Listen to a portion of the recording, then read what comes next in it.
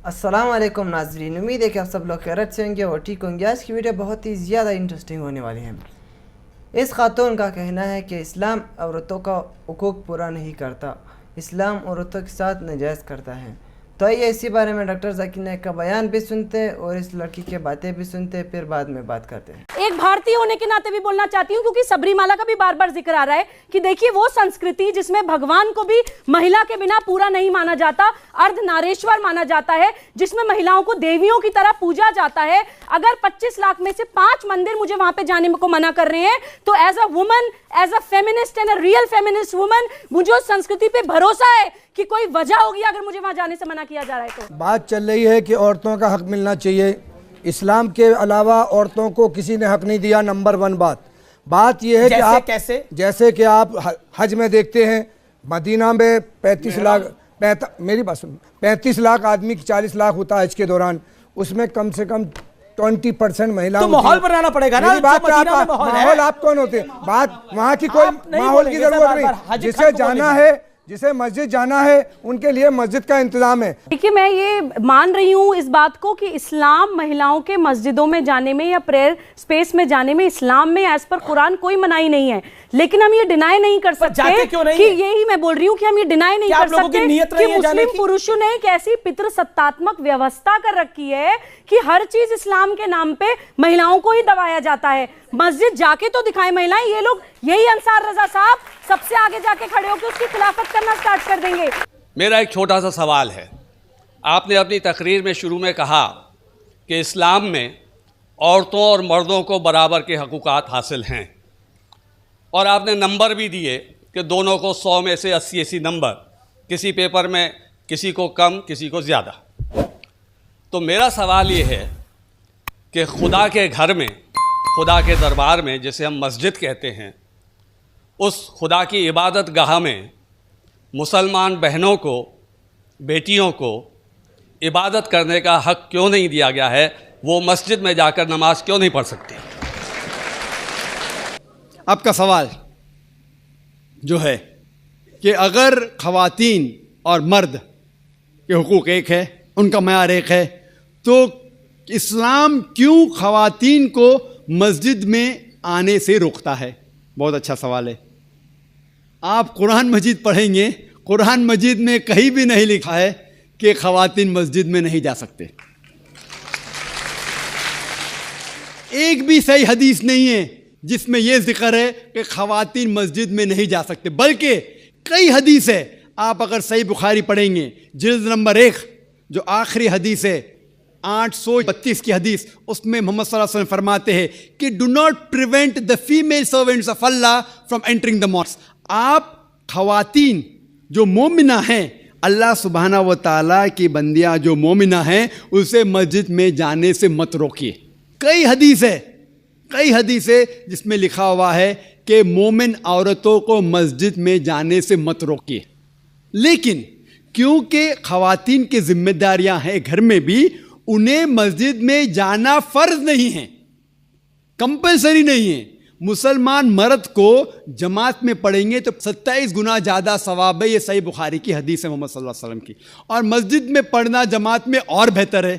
लेकिन ख़वातीन क्योंकि उनकी जिम्मेदारियां हैं, घर में जिम्मेदारियां हैं, बच्चे को देखना होता है, खाना पकाना होता है, तो उनको मस्जिद में जाना फ़र्ज नहीं है। लेकिन अगर वो जाना चाहते हैं तो उन्हें कोई भी रोक नहीं सकता। ये अफसोस की बात है कि अक्सर हिंदुस्तान के मस्जिद में ख़वातीन के लिए जगह ही नहीं है। तो गलती है हिंदुस्तान के मुसलमानों में, इस्लाम में नहीं। आप सऊदी अरेबिया जाइए, अमेरिका जाइए, इंग्लैंड जाइए, अल्हम्दुलिल्लाह मैं कई ममालिक जा चुका हूँ, वहाँ ख़वातीन के लिए अलहदा इंतज़ाम है। लेकिन जब ख़वातीन को मस्जिद में आने की इजाज़त है, इस्लाम उसके लिए कुछ गाइडलाइंस भी पेश करता है। ख़वातीन के लिए इक्वल बट सेपरेट फैसिलिटीज़, मतलब वही फैसिलिटी लेकिन अलहदा, साथ में गुल मिलने की मुमानियत है। क्योंकि जैसे मैंने कहा मेरे तकरीर में, हम जब नमाज पढ़ते तो कंधे से कंधा मिलाना चाहिए। अगर एक मर्द ख़वातीन के कंधे से कंधा मिलाएगा, वो अल्लाह से ज़्यादा ख़वातीन को तवज्जो देगा।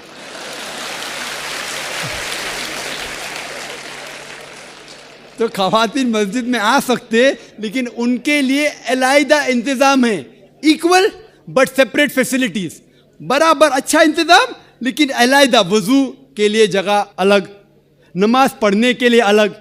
इसीलिए इस्लाम के अंदर ख़वातीन आ सकते, लेकिन अफसोस की बात है कि ये हिंदुस्तान में अक्सर मस्जिद में उनको अलाउ नहीं करते। ये हिंदुस्तान के मुसलमान के इल्म की कमज़ोरी है। अगर आप पढ़ेंगे सही बुखारी, कई हदीसें हैं, सही मुस्लिम, जहाँ ख़वातीन को आने से रोका नहीं गया, बल्कि मोहम्मद सल्लल्लाहु अलैहि वसल्लम ने कहा कि अगर ख़वातीन मस्जिद में जाना चाहते हैं रात को भी, तब भी आप उन्हें मत रोको, रात को भी।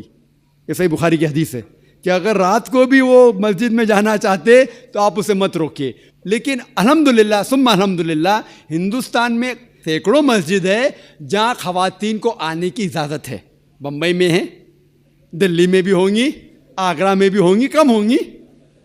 अभी अल्हम्दुलिल्लाह बात फैल रही है, लोग को इस्लाम का इल्म हो रहा है अल्हम्दुलिल्लाह, और कई मस्जिद में ख़वातीन को आने की इजाज़त दी जा रही। और मेरी दरख्वास्त है कि जो आगरा के मस्जिद के ट्रस्टीज़ है वो भी हदीस पढ़े, और भले अगर ख़वातीन कम आते हैं तो उनका छोटा इंतज़ाम होना चाहिए, ख़वातीन कम आते तो, लेकिन इंतज़ाम होना ज़रूरी है और उन्हें मस्जिद से आने से रोका नहीं जाना चाहिए। आपने कहा कि इस्लाम को समझने के लिए इस्लामी ग्रंथों को पढ़िए, मुसलमान को मत देखिए। हम आप जैसे नेक इंसान को कैसे न देखें, कैसे न सुने, और आपकी कई हुई बातों पर कैसे न चलें।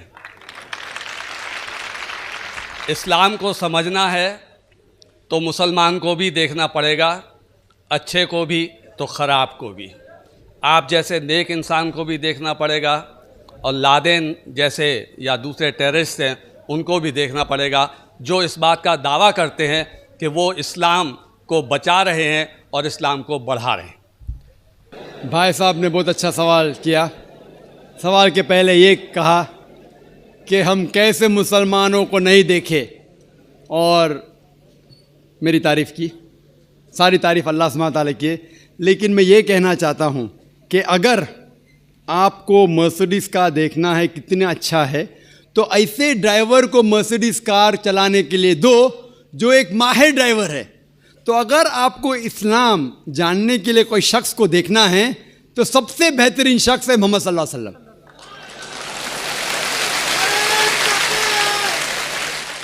जाकिर नाइक इस्लाम में ज़ीरो है, ज़ीरो।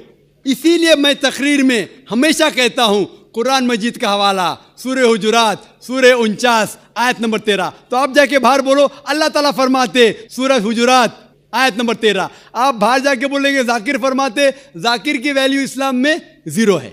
वैल्यू है अल्लाह और अल्लाह के रसूल की। लेकिन आप अगर मेरे तकरीर से मुतासिर हुए, तो हमेशा मैं लोग को कहता हूँ, अगर आप मेरे तकरीर से मुतासिर होते हैं तो मेरे तकरीर को हू बहू, जाकिर को हटा के तकरीर को हू बहू किसी से कहेंगे तो अल्हम्दुलिल्लाह सुम्मा अल्हम्दुलिल्लाह। लेकिन अगर कहेंगे जाकिर कहता है कि ख़वातीन का मकाम मर्द के मकाम से बराबर है, तो ज़ीरो है। ये कुरान कहता है सूरह बकरा में, सूरह नंबर 2 आयत नंबर 228 में। अगर हवाला देंगे तो इसका वज़न है।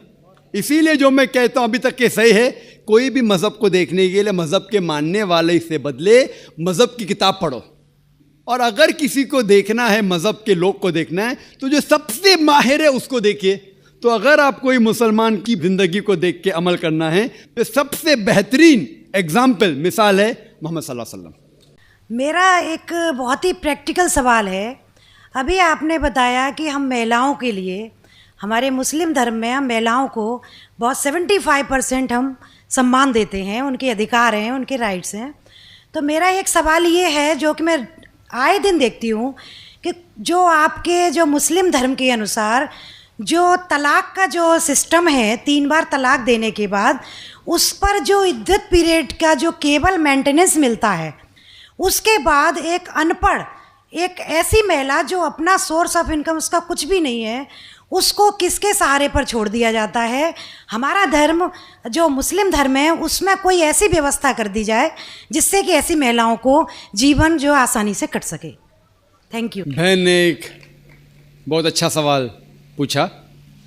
उन्होंने ये कहा कि इस्लाम मज़हब में जब किसी का तलाक होता है तो बहुत से अनपढ़ ख़वातीन जिन्हें इल्म नहीं होता, उनको जीने के लिए कुछ पैसा नहीं होता, तो कुछ ऐसा मेंटेनेंस जिस तरीके से होना चाहिए कि नहीं। जो इसके मेन वजह है जो आज के माशरे में ये हो रहा है वो है कि इस्लाम का कम इल्म होने के वजह से ये चीज़ हो रही है। अगर हर इंसान इस्लाम मज़हब को सही तरीके से समझ सके तो मैं ये कहना चाहता हूँ कि जो हुकूक ख़वातीन के इस्लाम में है वो कोई भी मज़हब में नहीं, कोई भी सोसाइटी में नहीं है। पहला चीज़ ये कि हम देखते हैं कि हमारे हिंदुस्तान के कल्चर में आमतौर पे किसी की शादी होती है जब, तो अक्सर औरत मर्द को दहेज देती है, उसे कहते हैं डाउरी, डाउरी देती है आमतौर पे। और इस्लाम में उल्टा है। इस्लाम में अल्लाह ताला फरमाते हैं सूरह निसा में सूरह नंबर 4 आयत नंबर 4 में कि जब भी आप शादी करो तो अपनी होने वाले बीवी को एक गिफ्ट दो, तोहफा दो। हम जिसे कहते हैं महर। महर निकाह होने के लिए फ़र्ज़ है। हमारे इस देश में आमतौर पे उल्टा होता है कि वो औरत होने वाले मर्द को दहेज देती है और मार्केट के ऊपर डिपेंड होता है। अगर वो डॉक्टर है तो मांगेगा 1 करोड़ रुपया या 10 लाख, डिपेंड कौन से इलाके से आता है। इंजीनियर है तो 5 लाख, ग्रेजुएट है तो 1 लाख, जैसे भेड़ बकरियों का बिकते हैं। और अफसोस की बात है कई मुसलमान भी इसको अमल करते हैं, बिल्कुल गलत है। इस्लाम में दहेज लेना औरत से ज़बरदस्ती बिल्कुल हराम है। उल्टा होने वाले शोहर को महर देना चाहिए और अपने बराबर का महर देना चाहिए। लेकिन अफसोस की बात है कि दहेज लेना छोड़िए, अगर हिंट भी देना, दहेज को हिंट देना कि मेरा बेटा मर्सिडीज कार में घूमना चाहता है, हिंट दे रहे कि उसको दहेज में मर्सिडीज कार चाहिए। मेरे बेटे को 4 बेडरूम फ्लैट में रहने की आदत है, इंडिकेशन, हिंट दे रहे कि मुझे दहेज में 4 बेडरूम का फ्लैट चाहिए। ये बिल्कुल इस्लाम में हराम है। जबरदस्ती मांगना, अगर खुशी से, अगर उस लड़की के वालिदैन कुछ देना चाहते तो आप ले सकते खुशी से, जबरदस्ती आप ले नहीं सकते। ना आप उसको हिंट दे सकते कि मुझे फ्लैट दो या पैसा दो। इस्लाम में उल्टा है। इस्लाम में औरत को महर मिलता है शादी में, और महर निकाह होने के लिए फ़र्ज़ है। और महर ये खुद औरत भी तय कर सकती है कि मैं तुमसे शादी करूंगी जब तक आप मुझे 1 लाख रुपया नहीं देंगे। वो अलग बात है कि अगर वो गरीब शौहर है, गरीब आदमी बोलेगा मैं 1 लाख नहीं है, आप कोई दूसरे मर्द को ढूंढो, मैं दूसरी लड़की को ढूंढूंगा, ये भी जायज़ है। तो वो लड़की दूसरे शौहर को ढूंढेंगी, ठीक है ना। लेकिन वो कह सकती मुझे 1 लाख चाहिए, 5 लाख चाहिए, 10 लाख चाहिए, कुछ भी कह सकती है। अगर शौहर के पास कुव्वत है वो देगा, नहीं कुव्वत है तो नहीं देगा। इसीलिए अरब ममालिक में लड़की लोग इतना डिमांड करते हैं कि उनको अरब ख़वातीन से शादी करना मुश्किल पड़ जाता है, क्योंकि वो जानते हैं अपने हुकूक को। सूरह निसा की सूरह नंबर 4 आयत नंबर 20 के आयत में लिखा है कि आप उन्हें सोने का पहाड़ भी दे सकते हैं महर में, और आप उसे एक आयत भी सिखा सकते हैं, वो भी महर है। अगर आपके पास पैसा नहीं है और वो आदमी कहता है कि मेरे पास पैसा नहीं, मैं आपको कुरान शरीफ की आयत पढ़ के सुनाऊंगा, वो भी महर हो गया। तो महर की कोई हद नहीं है, ना नीची हद है ना ऊपर हद है। अपने अपने स्टेटस के अकॉर्डिंग वो महर तय कर सकते। और ये महर की कई वजह है।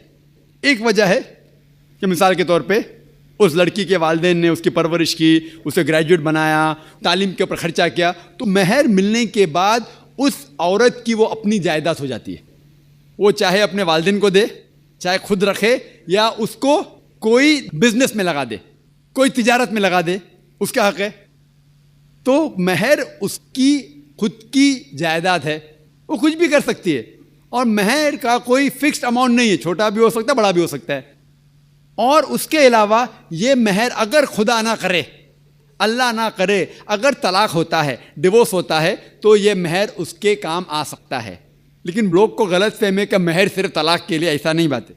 वो महर लेके खुद को बिजनेस में लगा सकती है, अपने वालिदैन को दे सकती है। और जहाँ तक कि उसका खुद का सवाल है, इस्लाम के अंदर जितने फाइनेंशियल एस्पेक्ट से खर्चा, उसका शादी के पहले जिम्मेदारी है उसके वालिद की और उसके भाई की, शादी के बाद जिम्मेदारी उसके शोहर की और उसके बेटे की। All financial aspect, lodging, boarding, clothing, खाना पीना, कपड़ा, सब उसको कमाने की ज़रूरत नहीं, ये हक है मर्द को देने का।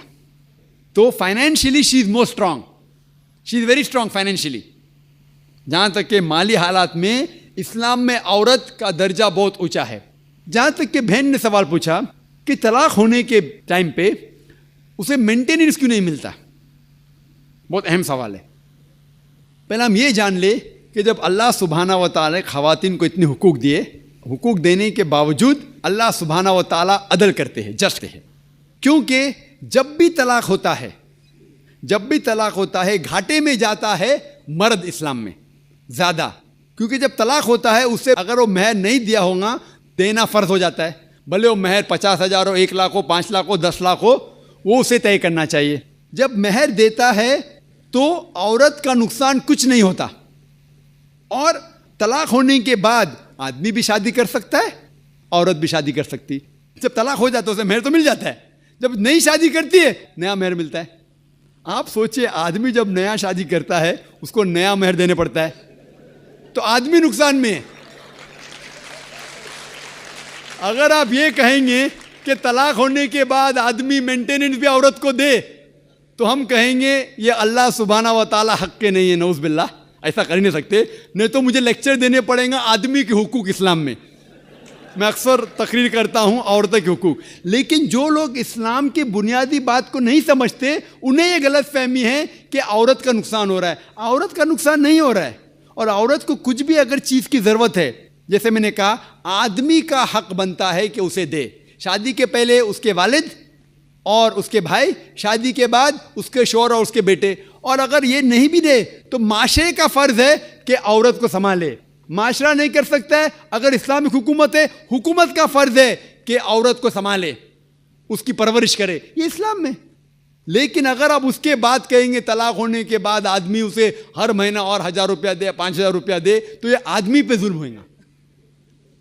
लेकिन जो महर तय होता है शादी के पहले निकाह में, क्या मुझे चाहिए 5 लाख रुपया, उसे वो संभाल सकती है, उसे कोई तिजारत में लगाए और उसकी आमदनी ले सकती है। अगर कोई शक है कि हो सकता है मेरा तलाक, कभी भी शादी होती तो तलाक का गुमान तो रहता नहीं दिमाग में कि तलाक होने वाला है, हो सकता है। लेकिन इसके लिए इस्लाम ने उसे अल्हम्दुलिल्लाह कई चीज़ें से हिफाजत की है। तो महर जो है उसे कई फ़ायदे हैं, और उसके बावजूद हदीस है मोहम्मद सल्लल्लाहु अलैहि वसल्लम की कि अगर कोई आदमी अपनी बेटी जिसका तलाक होता है उसकी हिफाजत करते तो बहुत सवाब मिलता है। तो इस्लाम में जो तलाकशुदा औरत है उसके लिए अल्हम्दुलिल्लाह कई तरीके हैं जिससे उसकी हिफाजत की जाती है। जो आप जो कह रहे हैं वो यहाँ के माशरे के बारे में कह रहे हैं, तो मैं कहता हूँ कि यहाँ के ख़वातीन को अपने हुकूक खुद पता नहीं, उनकी गलती है, इस्लाम की नहीं। हमारे ख़वातीन और हमारे मर्द खुद नहीं जानते, तलाक कैसा देना जानते नहीं। गलती किसकी? इस्लाम की, इस्लाम की नहीं, इस्लाम के फॉलो करने के मुसलमान की। अगर आप इस्लाम को जानना चाहते हैं तो मुसलमान को मत देखिए, जिस तरीके से आज मैंने कहा। आप अगर मर्सिडीज़ कार को जानना चाहते कितनी अच्छी है, अगर कोई ड्राइवर जो ड्राइविंग नहीं जानता है उसके पीछे बैठा स्टीयरिंग व्हील के ऊपर और मर्सिडीज़ कार को ठोक लेता है, तो गलती किसकी? मर्सिडीज़ कार की क्या ड्राइवर की? ड्राइवर की। उसे मर्सिडीज़ कार चलाने आता नहीं। तो इसीलिए इस्लाम को अगर जानना चाहिए तो आपको कुरान को पढ़ना चाहिए और सही हदीस को। ये अफसोस की बात है कि कई मुसलमान खुद नहीं जानते कुरान और हदीस में क्या लिखा है, किस तरीके से तलाक देना चाहिए, किस तरीके से बर्ताव करना चाहिए अपनी बीवी के साथ। इसीलिए मैं तकरीर कर रहा हूँ, तो लोगों को कुरान और हदीस के करीब लेके आऊँ। दोस्तों यार, हमारी आज की वीडियो में देखा, आज की वीडियो आप लोगों को पसंद आई होगी। आज की वीडियो बहुत ही इन्फॉर्मेटिव और अच्छी वीडियो थी। आज की वीडियो में इस खातून का कहना था कि इस्लाम में लड़कियों के साथ नाजायज़ सलूक होता है, तो ये लड़की बिल्कुल इस्लाम को बदनाम करने की कोशिश कर रही है, क्योंकि इस्लाम में हर चीज़ का अपना हुकूक होता है। लड़कियों का, आदमियों का, हर चीज़ का अपना हुकूक होता है माशाल्लाह। आज की वीडियो में डॉक्टर ज़ाकिर नाइक साहब ने भी बहुत खूबसूरत सा लेक्चर था डॉक्टर ज़ाकिर नाइक साहब का। डॉक्टर ज़ाकिर नाइक साहब ने बहुत ही अच्छे तरीके से समझा दिया हुकूक के बारे में। आज की वीडियो बहुत ही इन्फॉर्मेटिव और अच्छी वीडियो। दोस्तों, इस तरह वीडियोस देखने के लिए हमारे चैनल को सब्सक्राइब करें, वीडियो को ज़रूर लाइक करें। फिर मिलता है नेक्स्ट वीडियो में, तब तक के लिए अल्लाह हाफिज़।